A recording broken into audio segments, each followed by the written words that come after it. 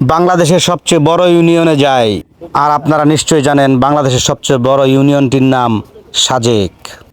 আমাদের বিখ্যাত পর্যটন স্পট সাজেক।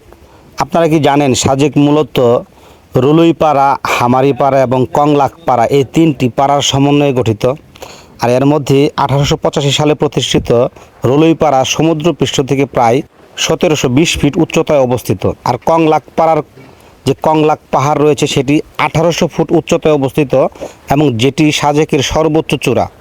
এই সাজেক মূলত লুসাই, পাংখুয়া এবং ত্রিপুরা উপজাতির বসবাস। তাদের জীবনযাত্রা এবং সংস্কৃতি আমাদের মতো পর্যটকদের কাছে একটি বাড়তি আকর্ষণ। আসুন এবার জেনে নিই আসলে সাজেকের ইতিহাস।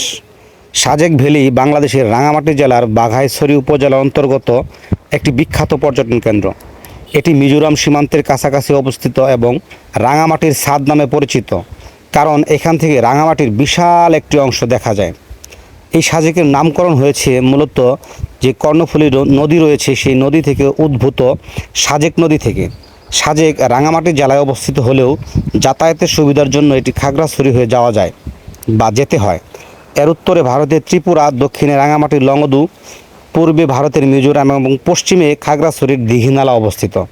সাজেক হচ্ছে বাংলাদেশের সবচেয়ে বড় ইউনিয়ন, যার আয়তন প্রায় 702 বর্গ মাইল।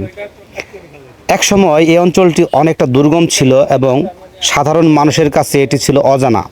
তবে গত কয়েক বছরে বাংলাদেশের সেনাবাহিনীর তত্ত্বাবধানে সড়ক যোগাযোগ ব্যবস্থার উন্নয়ন এবং পর্যটন অবকাঠামো গড়ে তোলার ফলে সাজেক একটি জনপ্রিয় পর্যটন কেন্দ্রে পরিণত হয়েছে।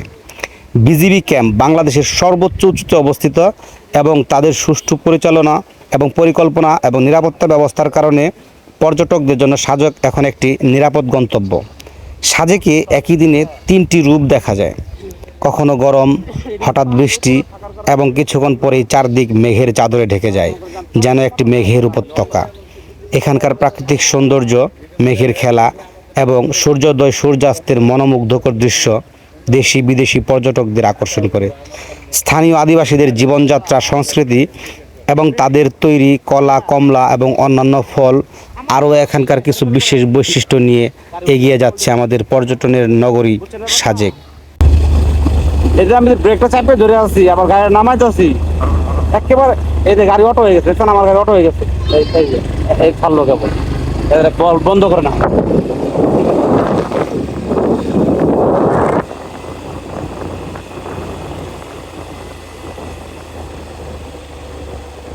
এই যে সবচেয়ে কঠিন জায়গা এটা, একদম সম্পূর্ণ আঁকা বাঁকা।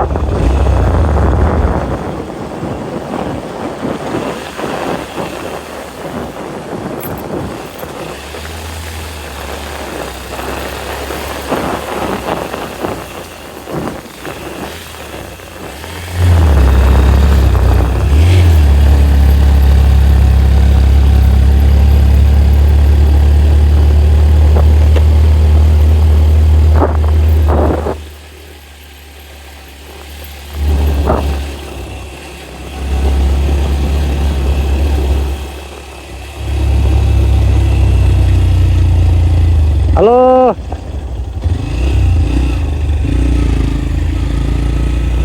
ক্যামেরা ধরে রে ভাই,